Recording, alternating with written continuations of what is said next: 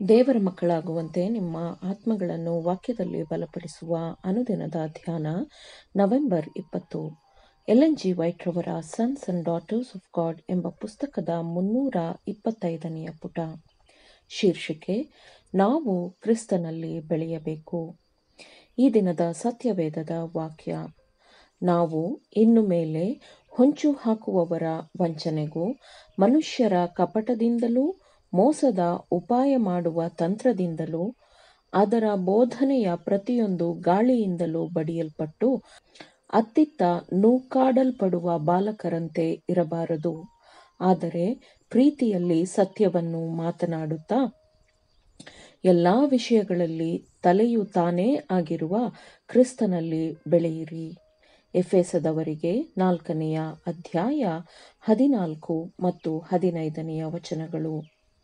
ಒಬ್ಬರನ್ನೊಬ್ಬರು ದುರ್ಬಲಗೊಳಿಸಲು ಪ್ರಯತ್ನಿಸುವುದಕ್ಕಿಂತ ಹೆಚ್ಚಾಗಿ ನಿಮ್ಮ ಸ್ವಂತ ಪ್ರಭಾವವನ್ನು ದುರ್ಬಲಗೊಳಿಸಿಕೊಂಡು ನಿಲ್ಲಲು ಸಾಧ್ಯವಿಲ್ಲ. ನಿಮ್ಮ ಸಹೋದರರಲ್ಲಿನ ನಿಮ್ಮ ವಿಶ್ವಾಸವು ನಿರಂತರವಾಗಿ ಹೆಚ್ಚಾಗಲಿ, ಏಕೆಂದರೆ ನೀವು ಕೆಟ್ಟದ್ದನ್ನು ಯೋಚಿಸಿದಾಗ ನೀವು ಕೆಟ್ಟದ್ದನ್ನು ಮಾತನಾಡುತ್ತೀರಿ. ಹೀಗೆ ನಿಮ್ಮನ್ನು ನೀವೇ ನೋಯಿಸಿಕೊಂಡು ನೀವು ದೇವರಲ್ಲಿದ್ದು ಬಲವಾಗಿರಬೇಕಾದಾಗ ನಿಮ್ಮನ್ನು ನೀವೇ ದುರ್ಬಲಗೊಳಿಸಿಕೊಳ್ಳುತ್ತೀರಿ. ಇತರರ ಕಾರ್ಯಗಳನ್ನು ಅಳೆಯುವುದು ಅಥವಾ ಅವರ ವೈಫಲ್ಯಗಳನ್ನು ಟೀಕಿಸುವುದು ನಮಗೆ ದೊರೆತ ಅನುಗ್ರಹವಲ್ಲ. ಇತರರ ಪಾಪದ ಹೊರೆಯನ್ನು ಹೊರುವುದಕ್ಕೆ ದೇವರು ನಮ್ಮನ್ನು ಉಂಟುಮಾಡಿಲ್ಲ. ನಮಗೆ ಸ್ವಂತವಾಗಿರುವುದನ್ನು ನಾವು ಹೊರಬೇಕು. ನಮ್ಮ ಸ್ವಂತ ಜೀವನದಲ್ಲಿನ ಸುಧಾರಣೆ ಮತ್ತು ಪಶ್ಚಾತ್ತಾಪದ ಕೆಲಸವು ಹೆಚ್ಚು ಸಂಪೂರ್ಣವಾಗುವಾಗ ಇತರರನ್ನು ಟೀಕಿಸುವುದನ್ನು ನಾವು ಕಡಿಮೆ ಮಾಡುತ್ತೇವೆ. ಇತರರಲ್ಲಿ ಕಾಣುವ ದೋಷಗಳನ್ನು ನೋಡಿ ನಾವು ನಮ್ಮನ್ನು ಅಳೆಯುವಾಗ ನಾವು ತಪ್ಪು ಮಾಡುತ್ತೇವೆ. ದೇವರು ಹಾಗೆ ಮಾಡುವುದಿಲ್ಲ.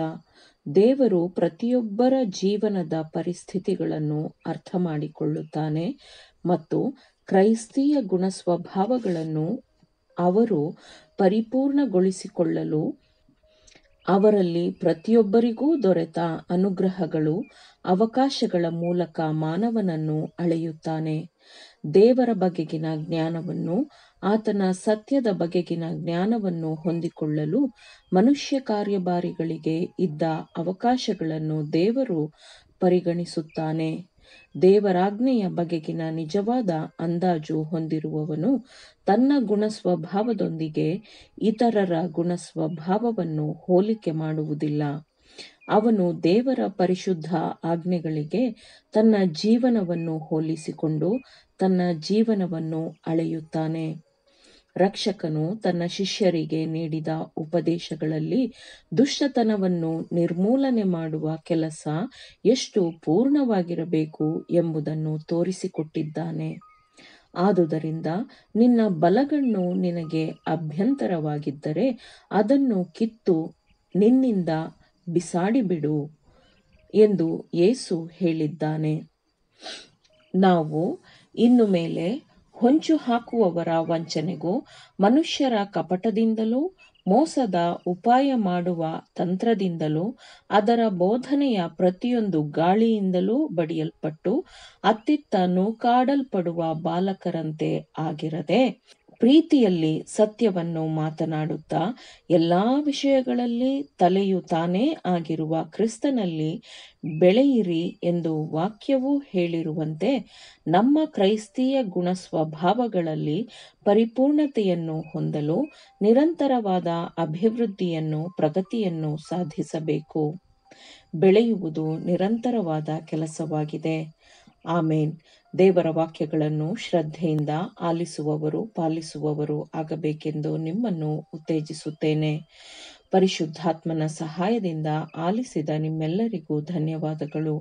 ಮತ್ತೆ ದೈನಂದಿನ ಧ್ಯಾನಕ್ಕಾಗಿ ನಾಳೆ ಸಂಧಿಸೋಣ. ಆಮೇನ್.